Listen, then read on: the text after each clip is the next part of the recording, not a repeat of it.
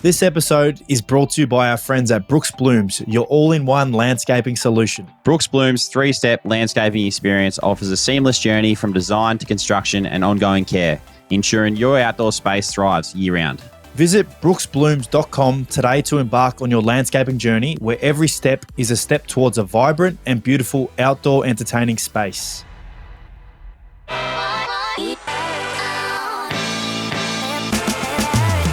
G'day everyone, welcome back to another episode of the Ads and Dunks podcast.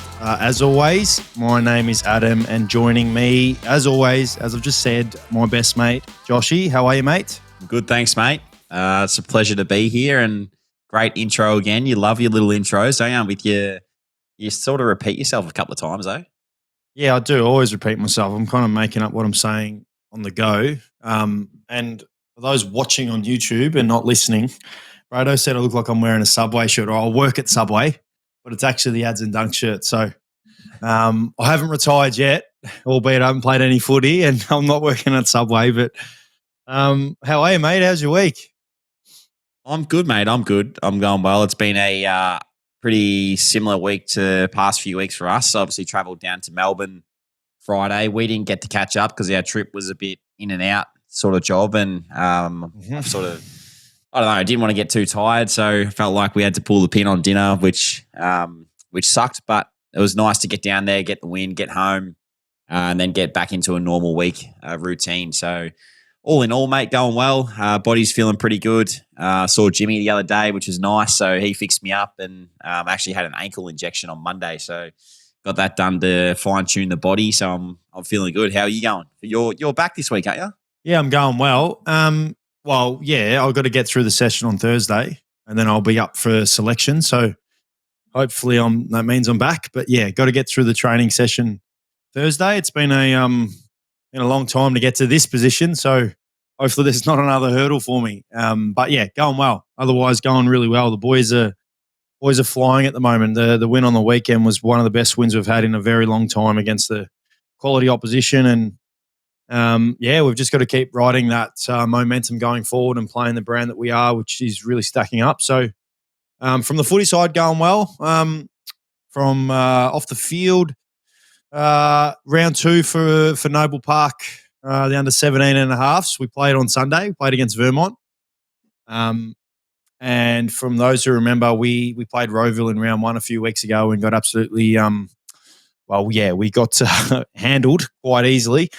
But in saying that, Rowville are clearly a very good side. So we played Vermont, who, again, probably one of the top 3 teams in the under-17 competition, and we lost by about 60 points. So I take that as a win. The boys really they listened to what the coaches wanted, and it was a pleasing performance. So it looks like you're thinking about something, or you want to say something. Well, I did want to say something because someone did write into us saying, "Adsy, mate, unfortunate loss to the mighty Vermont Eagles in the under-17s. Up the Eagles." Yeah, that was actually probably the young man who, as I was shaking all the boys' hands, he said to me, "I love your podcast." So that's probably that guy. So yeah, it was. I'm getting a great thrill out of it, mate. I really am enjoying it. It's going to be interesting to see how I balance it now, with hopefully being back and being able to play really soon, and having the game and then going and coaching. So, but yeah, it's been fun. Boys have come with some good energy, which is good. That's good. Very good to hear, mate. I'm sure you're doing a fantastic job down there. You and Peaver. Is it Peaver helping you out? Is that who's helping you? There's a few, myself, Peaver, Cooper and Rashad, where they're the line coaches, and then Mick, the great man Mick, is my assistant coach. So, it's been really good. Speaking of Peaver, I saw your this TikTok the other day of the Bulldogs posted about someone said they're hungry or something to eat Peaver, right? Is that right? Yeah, Ruby, she's a gun, actually. She's very good at what she does. And I don't say that actually surprisingly. I say that, I don't mean it by that way, but she's very good at what she does. And she really caught me off guard. So the people who did watch that video, that was legit. I was walking in trying one of Sammy Coppinger's Anzac biscuits, and for her to say, it's actually, mate, it's freaking hilarious. I wish Oh, I wish you could have. Like, I would love to see your reaction in that moment as well, because you'd be like, you would do that eyebrow thing where you'd be like, "What? What do you mean?" Yeah, that little eyebrow thing. But it was quite funny. nah, that's good. It was hilarious. I did see it, and I cracked up straight away. So it was a bit of fun. Moving on, we'll move on to our Brooks Bloom of the week. Do you want to do that straight up tonight? Yeah, we should. We should always do that. What do you got for me? Mate, speaking of travel, I've got one from the weekend, and you talked about your game as well. Mate, Virgin Australia Wi-Fi. So I think this is going to be a game changer for planes and travel and stuff like that, because on the weekend I was able to watch the Bulldogs v Giants game in Canberra all the way home. So we got on the plane, I had it going, connected to the Wi-Fi, and it was crystal clear. So my Brooks Bloom of the week this week is the Virgin Australia Wi-Fi. So that's elite. That's actually probably the best Brooks Bloom of the week we've done. Was that the premium one? Because you get the premium option and the like the low resolution option. Is that true? Yeah, well, because we fly so much, I'm platinum, so I can connect with the platinum membership login. So you get the premium one. I think based off that, you get the premium one. So it was crystal clear, mate. It was elite. That is elite. That is a great Brooks Bloom. Hopefully the Virgin sponsors are listening, or the crew, or whatever you want to call it. They jump on board the podcast. My Brooks Bloom of the week. Yeah, I was thinking a few, and as always, I never really do a footy Bloom of the week, and it'd be remiss of me not to mention the NFL draft has just been on. And as anyone knows, I am a full-on nuffy when it comes to the NFL, as you are as well. I know you love your NFL. But the draft was on, and to Tennessee Titans are my boy. So Cam Ward, we took Cam Ward with pick number 1. So he's my Brooks Bloom of the week. He can be Tennessee Titans' savior. We've needed a QB for a very long time. Ryan Tannehill probably was the last one who really took us anywhere. So to have Cam Ward, super excited as a Titans fan. So he's my Brooks Bloom of the week. Like it. Hey, did you like my wide receiver pick today? Did you like that one? Yeah, I did. Yeah, it was really out of the blue. I thought you were going to roll with the quarterback. I was thinking about it, but I changed my mind. Yeah, well, to be honest with you, you wanted to roll with Shedeur Sanders, and he's going to be available in about 10 minutes when that last pick in our fantasy draft is taken. So you could probably just take him and pick him up off the waiver wire. Straight on the waiver wire, get him onto my taxi squad. That's what I'll be doing. Please do, mate. Moving into the round of footy. Unless you've got anything for me, because usually you got something. No, I don't. Beautiful. I don't really have anything this week, mate. No. That's good. Round of footy. It was in terms of close games, like it probably wasn't the closest round of footy. I didn't really enjoy it too much from a fan's point of view. Most games were blowouts, and again, I watch most games as I do.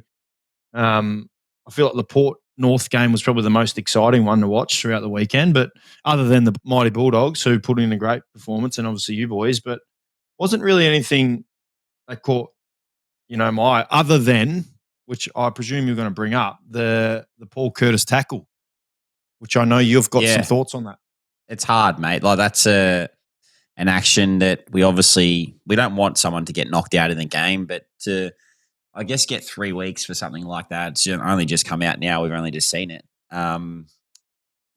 Depending on what the guy in the tackle, like he might only miss 1 week or 2 weeks with the concussion. So to give him 3 weeks straight up, so I feel like that's pretty stiff. But I mean, we do want to stamp it out of the game too. So I don't know. We've talked about this a lot over the last couple of years, whether the guy in the tackle is assisting, rolling forward and potentially contributing to the momentum that's going through the head knock itself. There's so many different factors to look at, and I mean, it's the way that the game's going these days. I feel like if you knock someone out in a tackle, you're more often than not going to get a couple of weeks. Mm-hmm. Yeah, I mean, I agree with you. It's obviously a hard one. It's going to be a talking point for a very long time, because back in the day, or not even back in the day, you'd say like probably 2 or 3 years ago, that tackle wasn't really looked at. But you get it, understand that's what's kind of happening. They want to stamp out the player and getting hurt. So it makes sense. Makes sense to me that if that's what they're doing, you've kind of got to be able to adjust how you're tackling, which is hard because as a youngster, basically how you're taught is to, not let them get a handball. So, with the skill and whatnot of players this day and age, they're able to get hands out. So it's a very hard one, very, very hard one, which, we're probably going to see more issues going forward.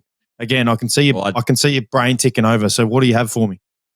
I did see Luke Parker actually posted a story, like a thing, screen grab of the ban upheld, and he said, "Please attend our touch football game this Thursday night v Essendon.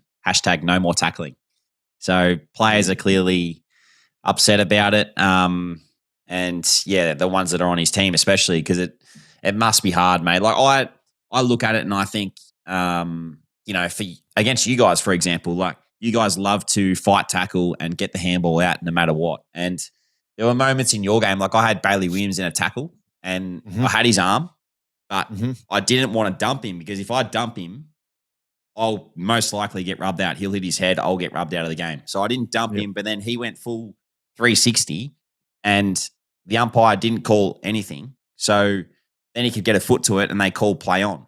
So I feel like that's almost encouraging me to, as a tackler, to go buzz because I want to win the free kick and get it going our way rather than letting them dispose of the ball. So I don't know, man. It's a hard one because if teams are going to fight, tackle, and try and get it out as much as they do, then what do you do? Oh, mate, I know. And I agree with everything you've just said because you find yourself in that predicament quite a bit. As, Eve Brado's just sent through. So I think most of the North Melbourne boys are sending through some stuff on socials, which they clearly don't agree. And, it's going to be something we talk about going forward. Anyway, we probably should move on from anything else catch your eye throughout the round of footy? No, I thought the Geelong Carlton game was a really good one. To see the Blues back up and about, and we backed them, and we always back them. Obviously the start of the year that they had, and everyone writes them off, and even their supporters write them off. But to see them come back now and play some really good footy, I'm sure their fans are all going to jump back on board, mate, and ride the train as much as they always do. Yeah, I did see that, and even a player that I want to give a big shout out to who I played with at GWS, Nick Haynes. I feel like he's a great man, but he's someone who has copped a bit of unfair criticism, I believe, and he clearly played his best game for him on the weekend and was a huge reason in why they won the actual game of footy. So I couldn't agree more with you. I want to ask you. So I'm going to basically ask you right now, who would be your tip? Because you're now you've probably got a really good gauge on the season. We're 7 rounds in, about to get to round 8. And you feel like teams are really starting to, separate themselves from the group. I just want to see what your thoughts are on who your early tip would be to, other than obviously your own team, Brisbane Lions. Yep. Who's your early tip? Who do I think is going to be good? After seeing what I've seen so far, we've played Collingwood, we've played Geelong, we've played Sydney. I'm going to say I think you boys. Honestly really do think the Dogs are a big chance this year, especially when they get all their players back. How the team balance works is probably my number one thing. I feel like if you guys can get your game going, like you're very, very hard to stop. So I'm going to throw you guys up there. I think the Pies, and I just feel like the like you could say Hawks and the Suns, but we haven't really played them yet. But I think the Cats will just have an honest game style that will be competitive against a lot of teams. So they're probably my 3 outside of ourselves, hopefully. I like it. And I clearly think you guys are up there as well. And everyone hears us talk about our own teams, so we don't want to bore listeners. But yeah, it's an interesting one because you start to see teams start to separate now. And, I'm going to touch on Gold Coast. I respectfully say, Gold Coast have gone through starts to a season where they've been really good and everyone's saying, are they going to make finals? And then, they've had, basically they've cooled off and eventually not made the finals. Mate, I see no reason why they won't finish like, like, where are they? They're third on the ladder. They've played one less game than everyone here. It says, how does that work? How have they played one less game? Because Same as the opening Bombers. round. Oh, well, there you go. Played one less game and lost one game. Like, watching their brand of footy is like a scary proposition to come up against. And you boys obviously have them this week, which for what it's worth is probably the biggest Q clash there's been. But, mate, I cannot see why they not only will make the finals but finish top four. Like, their brand really sticks up. And I know people might look at the Richmond game and be like, they lost to Richmond and whatnot. But, like, yeah, they're an exciting team to watch. Yeah, I agree. I've watched them a little bit over the past few weeks, and their game against Sydney on the weekend was insane. Like, the chips were down, really. Like, they could have easily just given up that game, but I think they kicked 60 to 1 point in a row. Yeah. So, that shows that they are potent when they get the game on their terms. So to be able to do that to arguably one of the best defenses over the last few years in Sydney so easily, like, credit to them, and they're clearly going to be we're going to see it this week firsthand. So hopefully we can weather the storm a little bit, but it's going to be a tough challenge for us. It is. It's going to be an interesting one. Anything else? Anything else you got for me for the round? Nah, mate. Do you want to touch on our games just quickly, or just want to move straight on? No, absolutely. Fire away, mate. Give us a recap on your game. I mean, for us, it was obviously a nice win. As I mentioned earlier, it was nice to get down there and almost a little business trip, get the job done. We wanted to come out after last week, the disappointment against Collingwood, and rectify what we'd done wrong there. So it was nice to be able to start well. We knew the Saints would come out with a lot of heat. I think the first 10 minutes, it was not many scores to both teams, and then we all of a sudden got on a bit of a roll. So, overall, a really good performance from our boys. Still a few things that we want to tidy up within our game, but pretty positive outcome in the end. I feel like we controlled the game for most of the night. Whether their storm in the third quarter, I think they kicked 2 or 3 in a row, and then we're able to run out with the win. So nice to be able to get that done.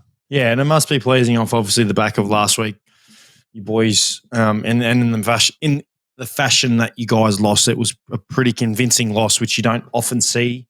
And then you can never underestimate you're having to travel, play on someone else's home deck. St Kilda play Marvel really well. And for what it's worth, like, St Kilda have been having patches where, they're playing elite footy. Like, they're really challenging teams. It's just probably the periods where, they die off a little bit and other teams get run on. That's kind of the challenge for them at the moment. But, yeah, it must be a win that you guys will certainly take a lot of confidence out of. Yeah, for sure. I mean, it's hard to do what we do and travel every second week. So to back up after a very disappointing loss up here on our home deck is nice. So, yeah, to get the winning form back in action, mate, a pleasing thing. So nice to bounce back. You said your ankle, got a jab in your ankle. Is that just a normal thing for you? Yeah, not normal. I've actually had a fair few in this one. So it's been grumbling me for a good year or two now, I reckon. So just a little bit of maintenance, mate, bit of cortisone in the ankle. Hopefully settles the pain down that I'm getting throughout games and before games, especially throughout the week too. So hopefully I can get on top of that and then, get back to playing my best footy. I love that, mate. And that's just the little insight into the life of a footballer, getting cortisones on parts of your body that might be sore. We're very lucky as footy players. Speaking of footy players, not footy players, I mentioned you on the phone, but how's the injury that my poor sister-in-law had? That surgeons and so just to give people a bit of an insight, Kim and Jess are playing netball for Edithvale Aspendale, which is actually quite fun to go and watch on Saturdays. But Jess went for a ball on Wednesday and basically fell to the ground, grabbed her leg and said, "Oh, who's kicked me?" And that's obviously, if I were to say to you, what do you think straight away? Oh, Achilles for sure.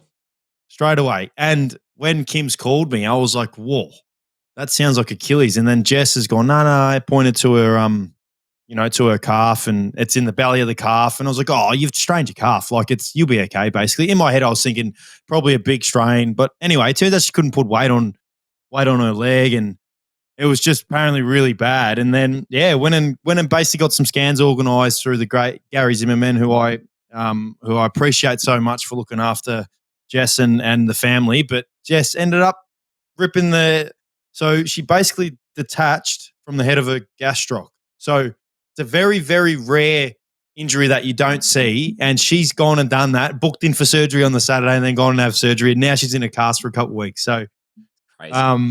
you mentioned how we're fortunate to have cortisones on a Monday. These poor non-athletes who go and try and just play some leisurely sport go and hurt themselves. So one of the rarest injuries I've seen. Yeah, one of the rarest injuries I've heard, mate. It's crazy. Your game. Let's talk about your game on Saturday night, because it was a cracking watch. As I mentioned, I watched it on the plane all the way home. What are you thinking, mate? Yeah, the boys are obviously flying. You're pretty happy with how they've been going, obviously in your absence and as a whole?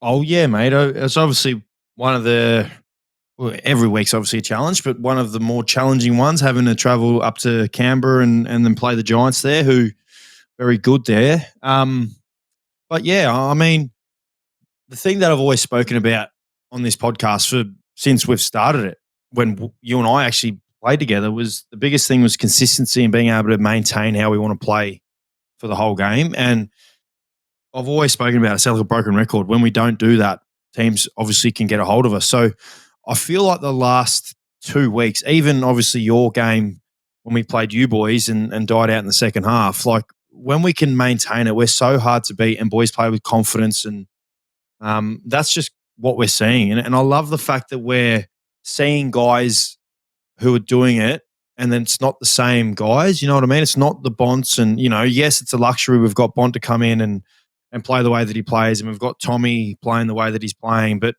obviously everyone's talking about Joel Frazier and, Riley Sanders, guys off halfback who playing extremely well. Luke Cleary, Lockie Bramble.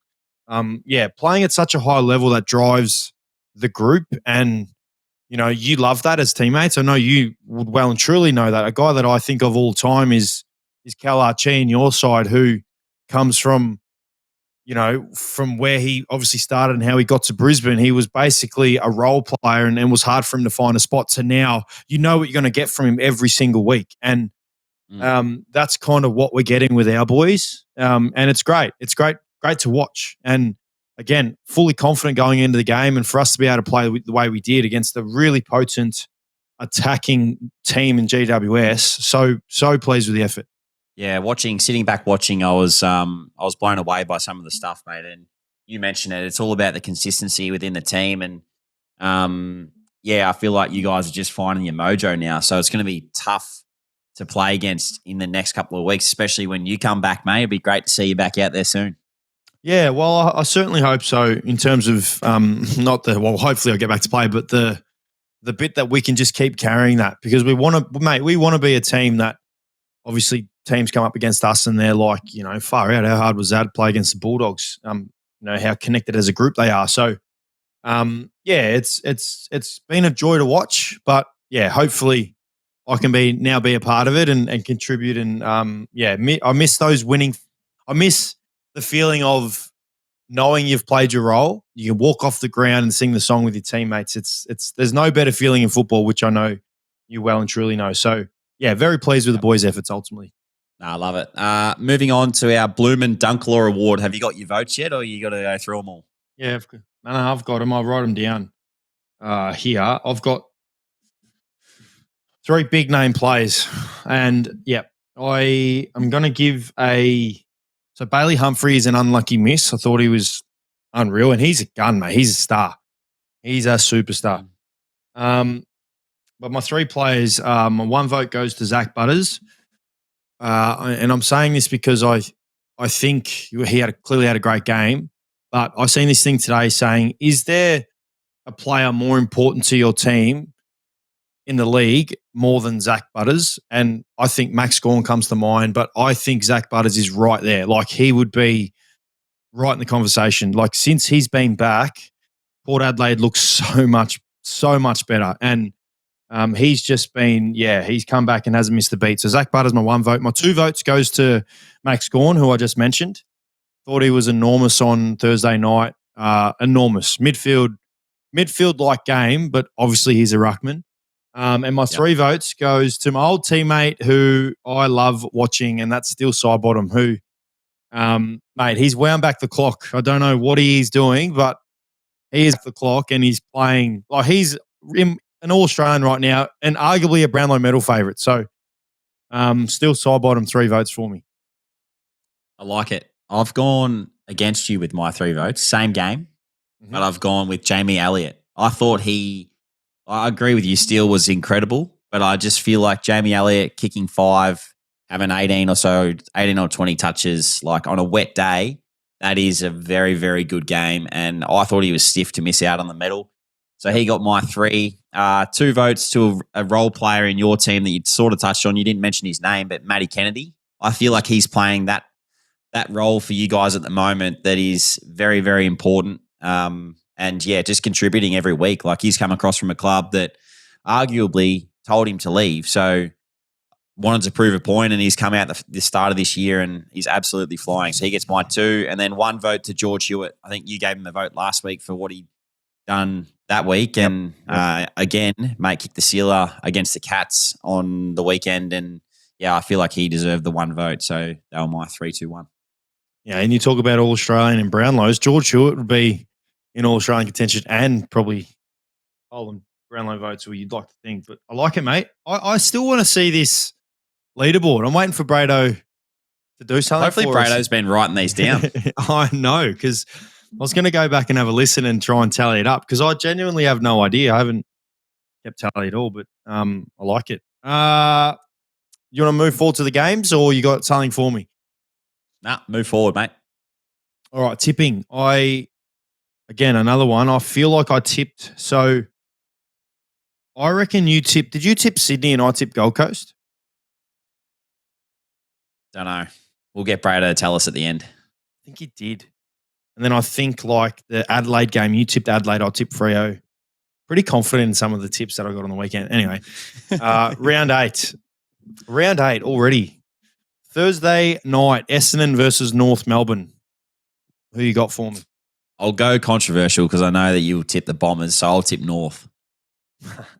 Now you're really, if you are behind, you're going my method last year. I'm stretching. Yeah, I'm stretching. Well, you're not, because North could win the game. Well, we're not saying that from a North can't win point of view, but you are. Well, I'm going to go the Bombers in that case. But these Essendon North games historically have been real fiery. So, as you said, I expect it to be a bit fiery. Friday, St Kilda Freo, Marvel Stadium. Oh, tough one. I feel like the Dockers should win this game, but I reckon the Saints might take it up to them.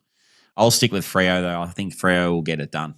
I'm going to say the Saints. I'm going to say... Ooh. Yeah, I'm just going to go the Saints. I'm back in a minute, Marvel.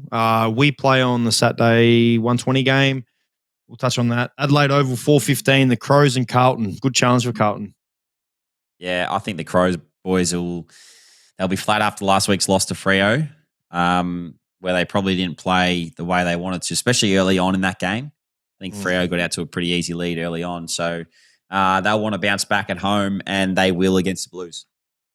Yeah, I agree with you. They're a hard team to beat in Adelaide, but Carlton are building something, it should be a good game. MCG, Saturday night, Collingwood, Geelong. This is a ripping game. Yeah, cracking game. I'll tip the Cats. I think the Cats might cause an upset here.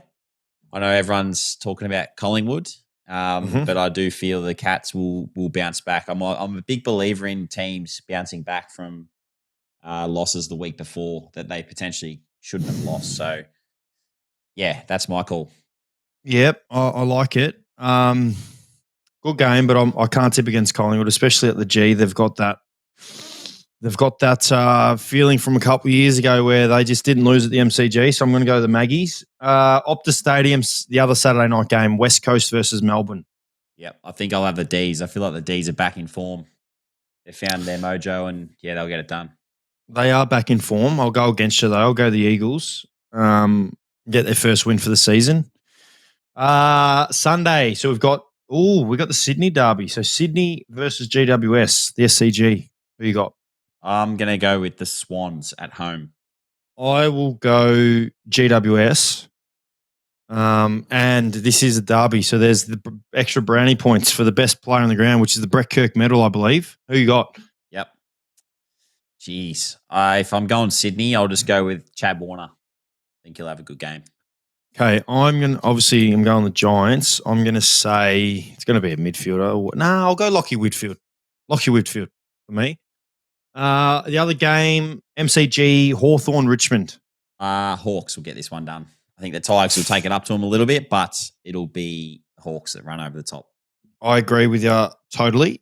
And then we've got our other, so your game. So we got this will be a great build-up. So we've got the Q Clash, which I don't know what number it is, but it's Brisbane Lions, obviously, in the Gold Coast Suns, 7:20 at the Gabba, which I think will be a sellout because Queensland should be getting right behind this game because this is, as I said, an enormous game. What is it? It's second v third. You've both lost one game each. Mate, this must be an exciting build-up to this game. Yeah, it's exciting for sure. I mean, they've always been good games. So I feel like irrelevant of where we've been on the ladder. You know, the Suns knocked us off. I think was it last year? No, it wasn't last year. It was the year before down there at their home stadium. So yeah, I mean they've always been good games. Tough early. There's always a bit of heat in the game, and from my experience over the last couple of years, it's been a good one to be involved in. So I'm really looking forward to the challenge. As you mentioned earlier, they are flying, so we need to make sure that we are at the top of our game and have shown and learnt things over the last few weeks so we can, really implement that into the game this week. So looking forward to the challenge and, yeah, can't wait. Yeah, what are you anticipating? What are you thinking? Obviously they're going to come with the heat. They always, as you said, the rivalry, if you want to call it that, is always a great contest because it's little brother versus big brother. But yeah, what are you anticipating? What do you think? Like, where do you think they're going to think that they can try and get you?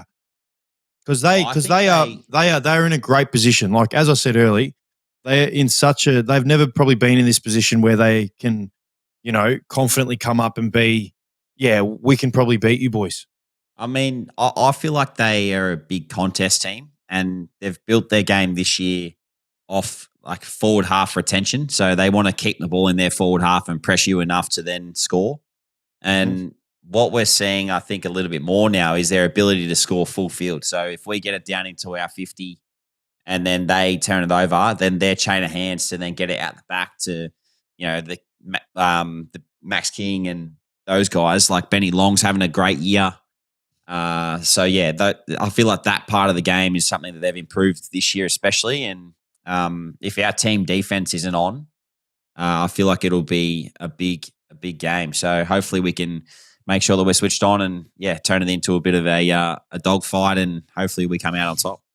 Yeah, and I agree. It's gonna I feel like the game will be, and most of the time it's a bit of a cliche statement, but it really will be won or lost through the middle. I feel like you mentioned the contest, but if they do get on top, it's obviously going to be hard for you guys and vice versa. So it's a ripping game. I cannot wait to watch this. I can't wait to see the midfield battle. You're both A-grade midfields. I'm super excited. I'm gonna if I tip you as the Marcus Ashcroft medal, is that what it is? Marcus Ashcroft medal, I believe. I get an extra 5 points in tipping. So I'm calling it now, Brado. Make sure you remember that. I'll deliberately play bad then, so you don't get any. Please don't. Please go and win it. But good luck. That's match fixing. No, I'm not doing that. I'll look forward to it, mate. It's gonna be a cracking game. So yeah, we're really looking forward to it. Yeah, it'll be good. Quickly touch on our game. We've obviously got Port Adelaide, who I think has beaten us the last time we beat him was when you were playing here back in the prelim final. Let's have a look. 2021. I actually think that's. Yeah, you're right. You're right. So we all know that they've had the measure over us, and come to think of it, last year, I think it was about round 18, we went over there and they absolutely destroyed us in that first quarter. It might have been 7-0. So, we got to really come out and got to, not even a word. How's my English? We have to come out and and just really take it up to them. Like they're going to come with their tails up, and rightfully so. They're playing some really good football. They're really led by their midfield. Connor Rosie's been exceptional since he's moved down back, and really setting up the play for them, and is such a dangerous player. And it's crazy that hasn't been playing there. Oh, this is obviously, I think this is his 4th game there now. It's crazy to see someone, take to the role so well and be so good. So, it's going to be a great battle. Really looking forward to it. Hopefully we can get the win. It's a good insight that you give. You said that they've had the measure over you over the last few times. Is that something that's talked about internally? Like, does Bevo get up and say in front of the group, like, boys, this is the week. This is the week we really need to get up for, because they've had our measure over the last however many years, and we need this win. Is that something that gets spread around, like between you and the coaches and the players? Nah, not really the coaches. I mean, you don't like to touch too much on, but I think as players, and you can answer this as well, we know, we know when teams have been able to smash us, and Port have smashed us, especially around the ball. That's where you always remember, especially if it's a midfielder like me. I remember, you can remember those games, and that's something you take on. It's a hit to the ego. So it's like when, and you would have known this well and truly, when you were playing here, we couldn't beat Geelong. There was a long time we just couldn't beat Geelong. And when we beat Geelong down in Geelong for the first time, which was like 2 or 3 years ago now, it was like we won the grand final. It was just such a great feeling. So, to answer your question, it doesn't get spoken about much, but as players, you certainly know, and you want to go out there and make sure you get the job done. Yeah, well, hopefully you're back out there, mate. But it is going to be a cracking game. I'm down in Ballarat too, so that'll be nice. Nice to go down there and get in those warm, cozy cabins down there, mate. Yeah, the weather is starting to change. We've been hanging on to the warmth, and it's still been pretty good. But as Brado will be able to confirm soon, the weather is changing. What's the weather forecast for the weekend? 1 o'clock in Ballarat. I actually haven't looked. I'm afraid to look. So if I go onto the app, in Melbourne it says it's about 20. So what's that? Maybe take off 3 degrees, 4 degrees. Ballarat, maybe about 16. Let me have a look. I reckon I've still got it saved on my thing. Ballarat, here it is. What does it say Saturday? Saturday in Ballarat. Low of 5 degrees, mate. Top of 19. So you're laughing. Beautiful. Laughing. Should be great, mate. I really have. And you said this to me, I reckon, the first time we were playing in Ballarat. It was like, wait till you experience basically the years that go by playing in Ballarat. You will experience all kind of weather. And I actually have rain, the wind that is a million miles an hour. It's like playing AFL 2004 when there was this little wind thing in the corner and just blow 40 k's an hour. It's a fun place to play because it's Brisbane. The Bulldogs fans are awesome when we get down there. I like it. All right, moving on. We're moving on from footy now and getting into our.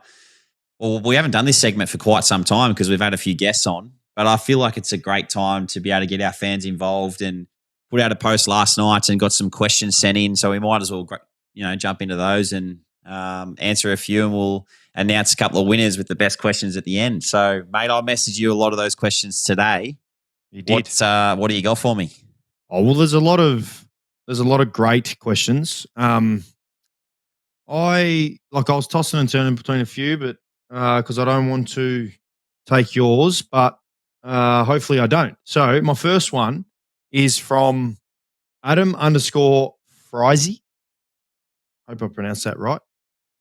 This is a good one. Some advice or ways that you best handle nerves before a game or new moments in life. Really like that question. So ways that I handle new things that happen in life.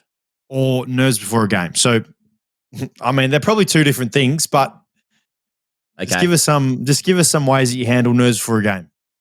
I used to be a creature of habit. Like routine was always my thing. And I think along my journey of AFL and a person growing up, I feel like to be able to, I don't know, let things go and not allow them to get on your nerves.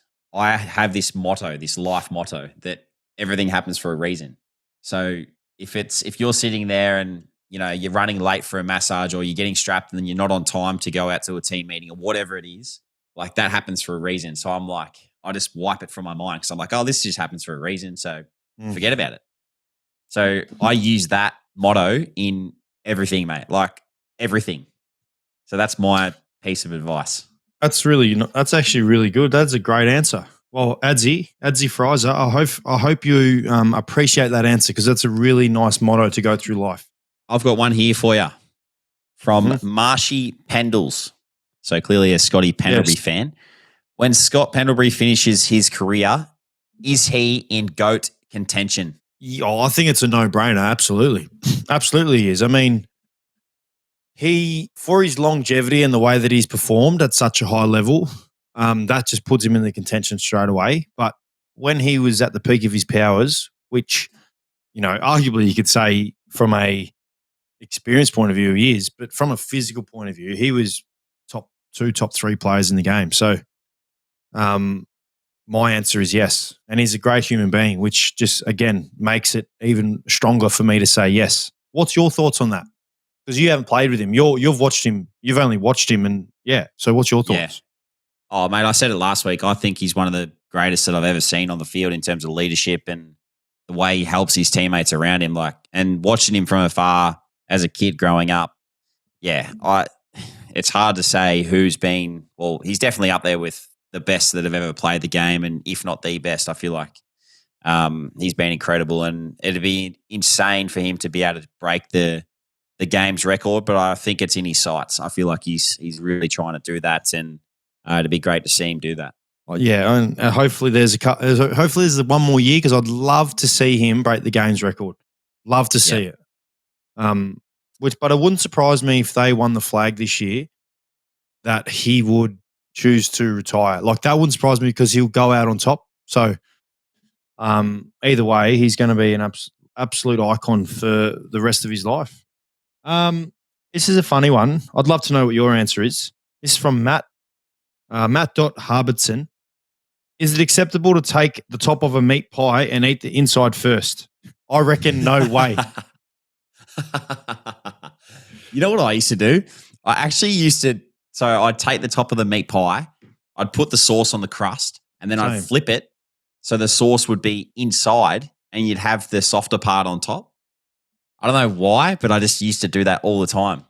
Yeah, and I did that too. I would. To answer that question, I would. So it's acceptable. So you're basically saying it's acceptable to take the top of a meat pie and eat the inside. So just eat the beef out or whatever you have and then eat the pastry. Yep. Oh, I think that's play on. Oh, there you go. I agree with that. Matt Harbitson says no way. So there you go. All right. I like it. I've got one here from DMellet_08. How can I gain confidence in how I play? I'm a small forward with zero confidence. It's a great question.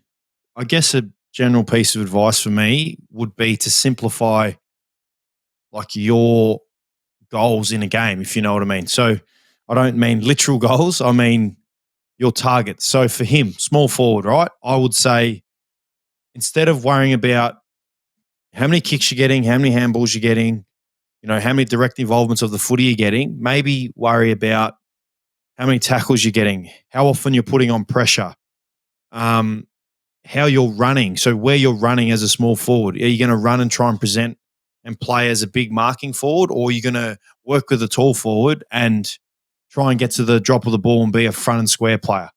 So I'd probably just try and simplify my goals and not make it, direct footy involvements. That's probably what my advice would be for you to gain confidence. So that so what I'm trying to say is I'm not gaining confidence because I'm getting kicks. I'm gaining confidence because I'm doing these things that might put me in a position to get those kicks, whatever it may be.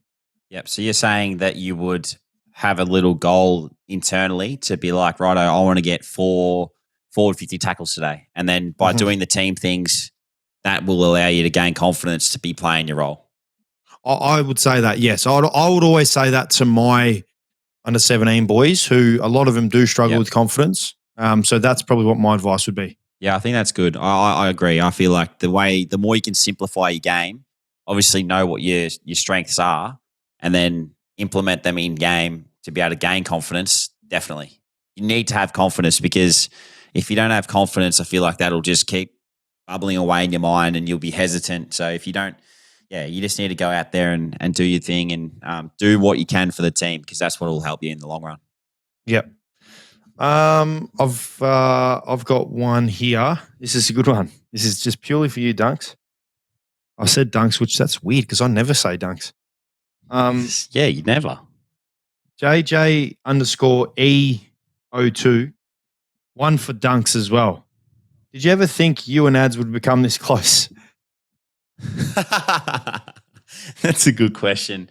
From the day that we met, did I ever think? I probably did, because I reckon we just connected like this straight away. Like what you see now is what was day one of our relationship. I feel like, we just opened up to each other, and straight away built that trust and connection that we still have today. So nothing's like, yes, we know a lot more about each other now, but I don't feel like anything's really changed from that day. Like, mate, I went away from that day and was like, far out, this guy's already my best mate. So I feel like the answer is no, we haven't gotten any closer, because we were that close already. You know what I mean? Like it just felt like that. Yeah, no, I second that. I certainly second that. And now we bounce off each other quite a bit when we're with each other, which is great. Good question. I got a funny one. Can I just say, this is funny, because I actually think so this is from Elizabeth_Tucky, who wins out of you two in a flat 100-meter sprint. So that's where it makes me laugh. It says in brackets, Ads with a mint calf. Oh, that's funny. Jeez. So anytime anyone thinks of me, they think calf. They just think calf and hammy. Ads with a mint calf. Oh, I actually think you probably beat me. You reckon?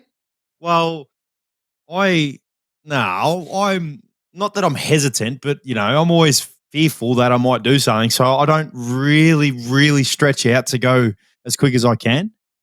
So I'm actually going to say you. But back in my day, back in when I was not worrying about my calf or my hamstring, I was pretty quick. That's a great question.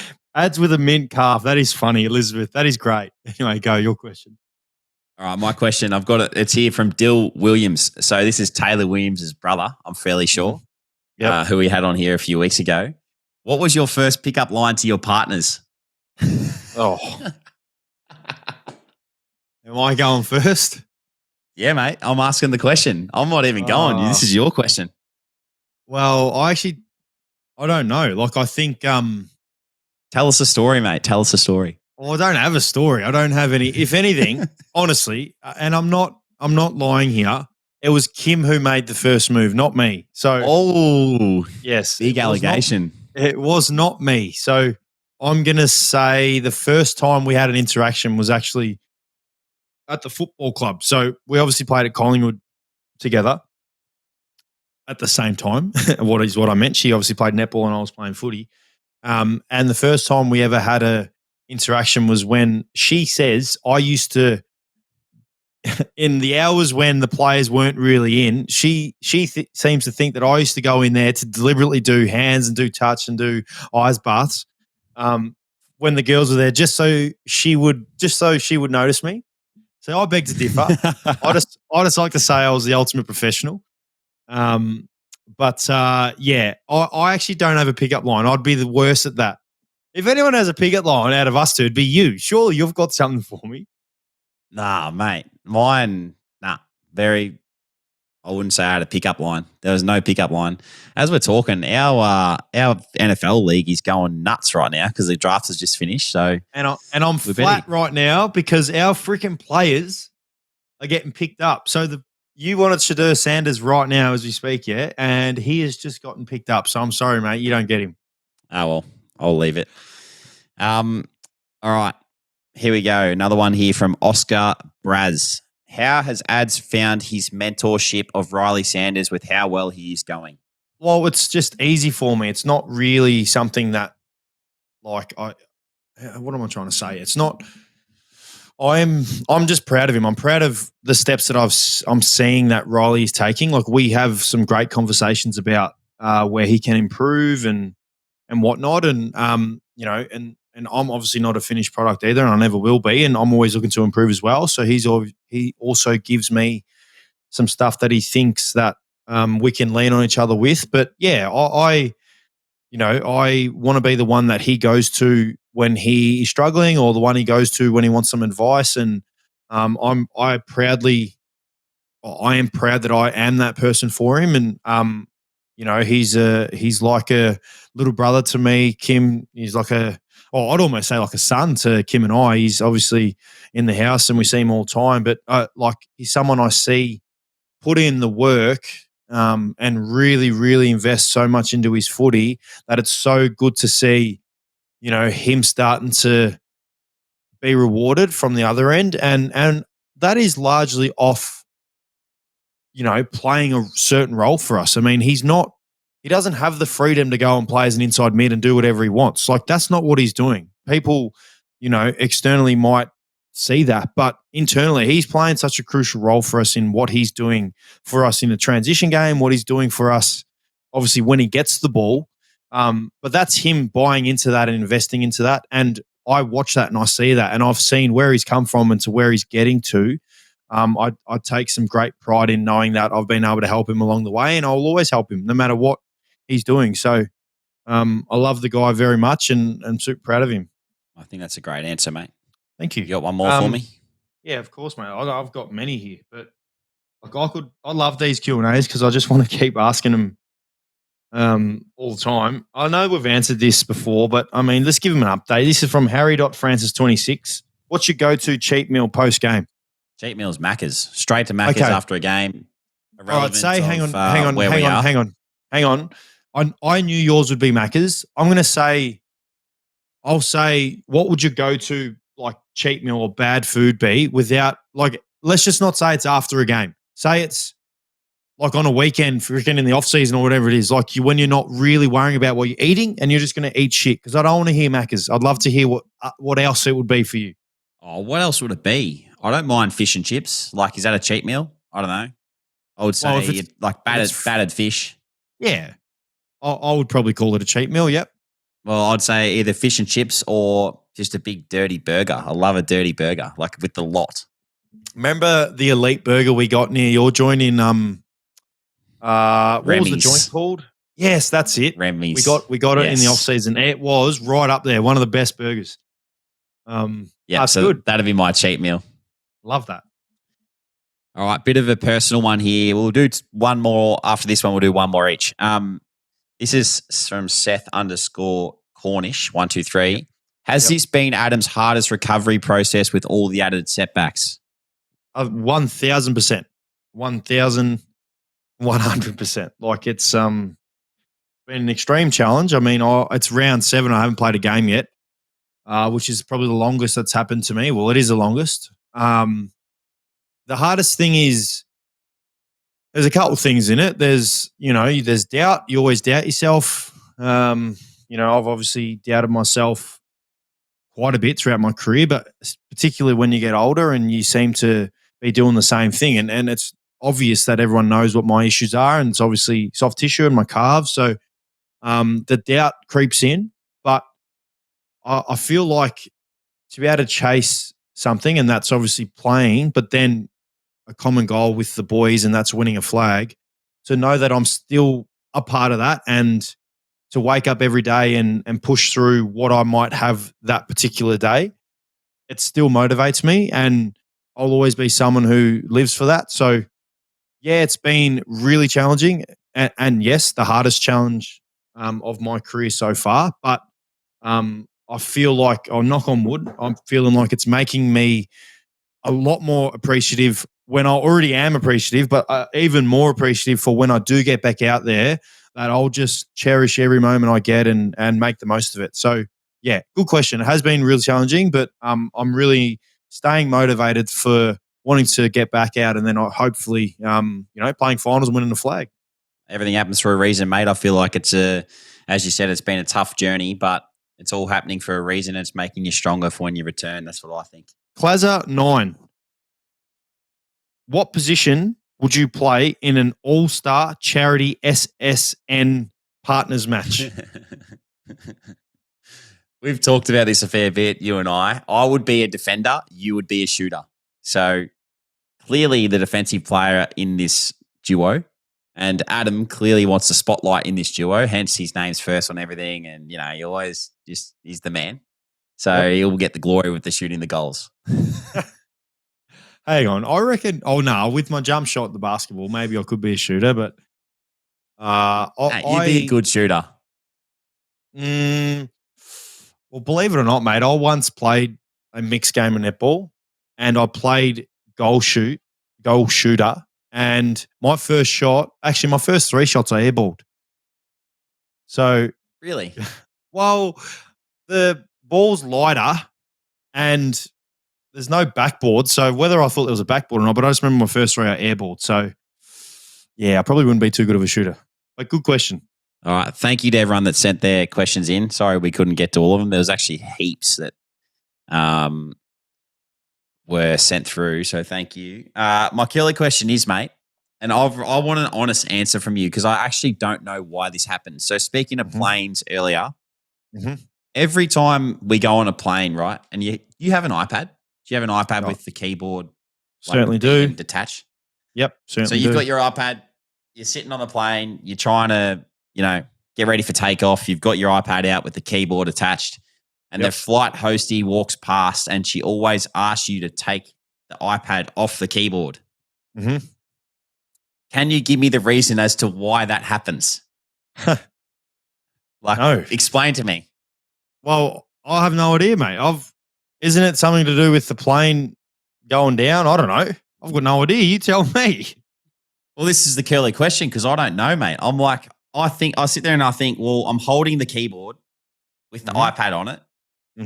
All I'm doing is taking the iPad off. I'm still holding the iPad and the keyboard's still there. Like, what is the difference between holding the iPad without the keyboard than holding the iPad with the keyboard? Mate, I have no clue. You know what? Let's try and ring up our friends at Virgin, who we mentioned before, and we'll try and get onto a hostess or someone who is going to help us, and maybe they can answer because I have zero clue. What I do is what you said is like, because they sometimes say you got to turn it off. I just make sure on my phone that if I'm watching something on my iPad, I've got it downloaded on my phone. As soon as the iPad, they tell you to close it, I just close it and I just go onto my phone and continue watching what I was watching. Why don't you just pull the iPad out and watch that?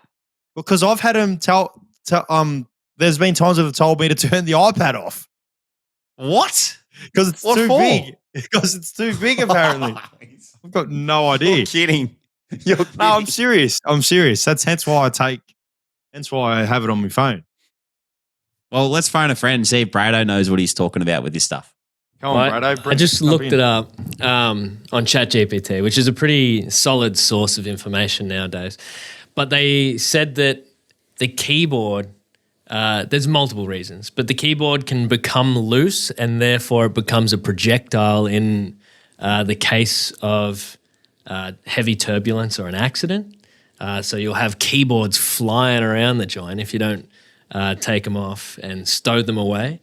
It can also make the iPad bigger and bulkier, and then that would then move it into a different class of laptop.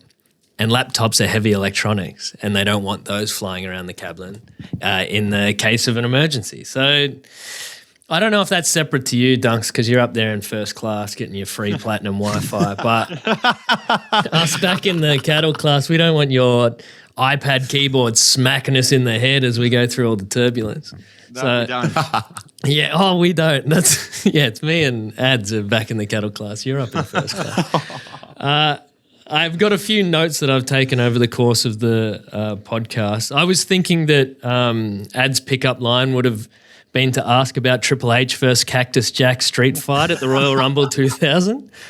Because that was a good fight. It was a pretty good fight. So I thought that maybe that's a way that you could just connect. I assume most people have seen that fight. So it's pretty obvious. Oh, Dunks wouldn't have. No way. No, Dunks wouldn't have. But we know he doesn't watch anything. He just sits at home.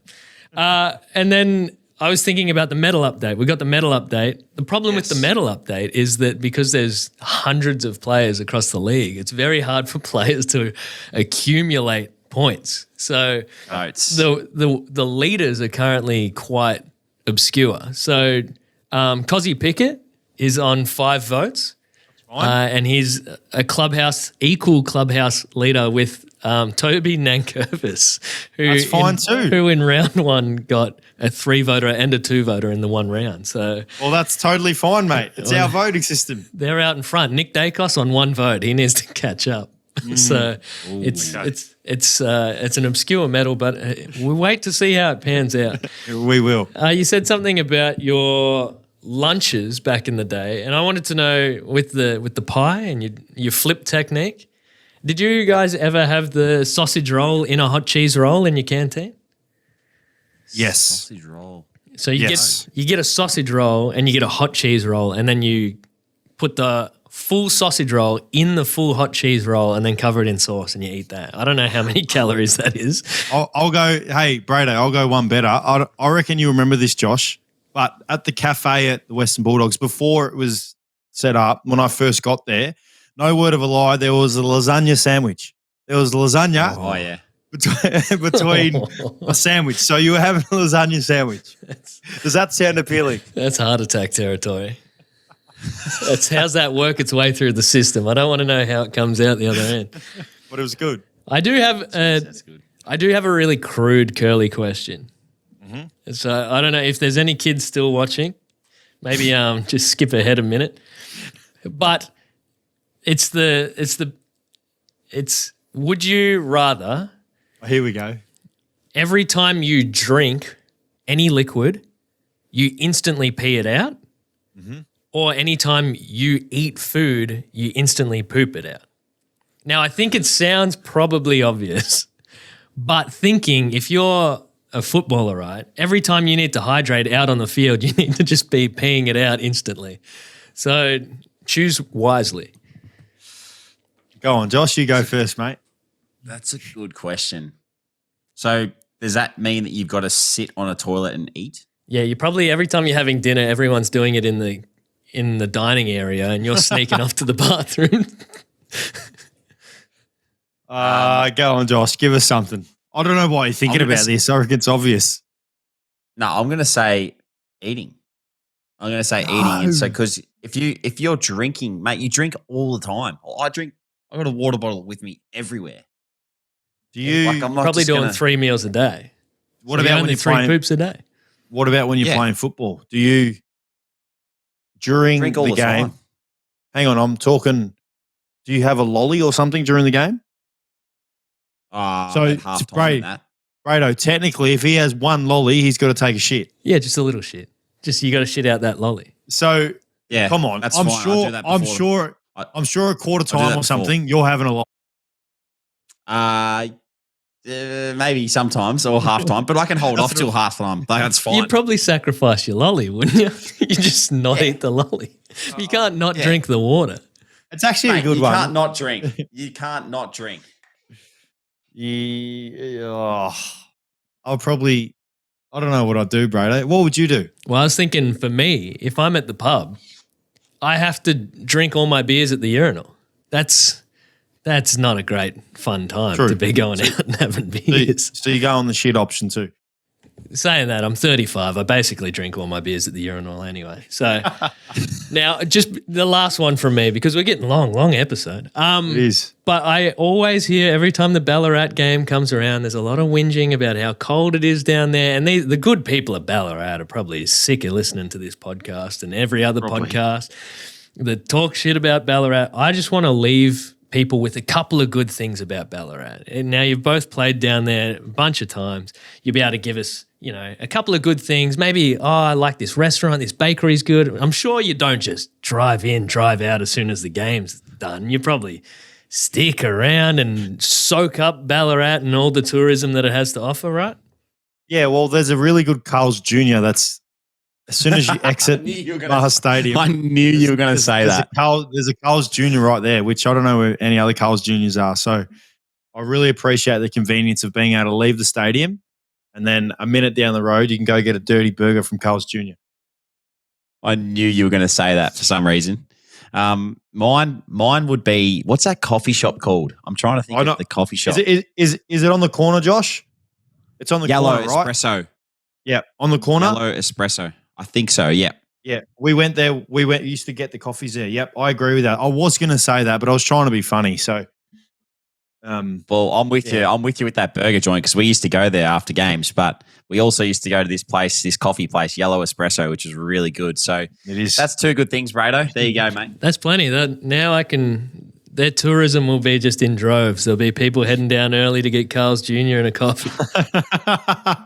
Well, it's very good Carl's Jr. and it's a very good coffee. Actually, hey, but choose wisely because you got to pee out your coffee and you got to poop out your Carl's Jr. That's true.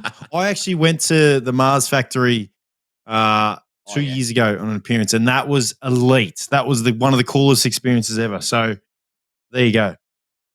That's pretty good. That's what they should call the Oval, the Mars factory. Well, there you go. They call it Mars Stadium. Very close. Thanks, Brado. We'll wrap us up, please, Josh. It's been a long episode. Righto. Well, thank you everyone for tuning in. Those who we ask questions or your questions tonight, we'll flick you a message and get you to get us some of our giveaways. So thanks again for tuning in. Thanks, Adzi. Thanks, Brado. And we'll see you all next week.